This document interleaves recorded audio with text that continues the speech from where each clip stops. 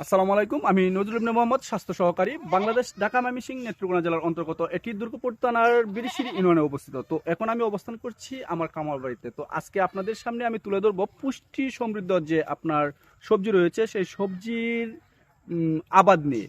তো আজকে আমি একটি সবজি দেখাবো যেটি আমি নিজে চাষ করেছি।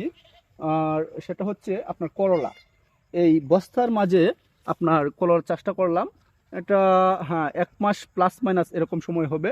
মোটামুটি করলা ধরে গেছে, আমি কিছুদিনের মাঝেই সেটা হারভেস্ট করতে পারবো।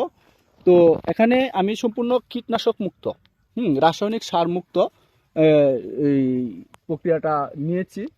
তো মোটামুটি ফলনের অবস্থাও ভালো হবে।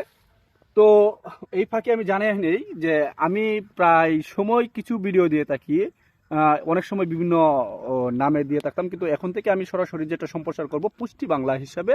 আমার একটি ইউটিউব চ্যানেল পুষ্টি বাংলা, প্লাস আমার ফেসবুক পেজ এবং ফেসবুক আপনার পুষ্টি বাংলা হিসাবে থাকবে।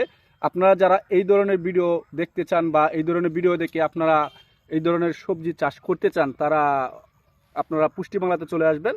তো সবাই ভালো থাকবেন, সুস্থ থাকবেন, সবার সুস্বাস্থ্য এবং দীর্ঘায়ু কামনা করে এখানে শেষ করছি। আল্লাহ হাফেজ।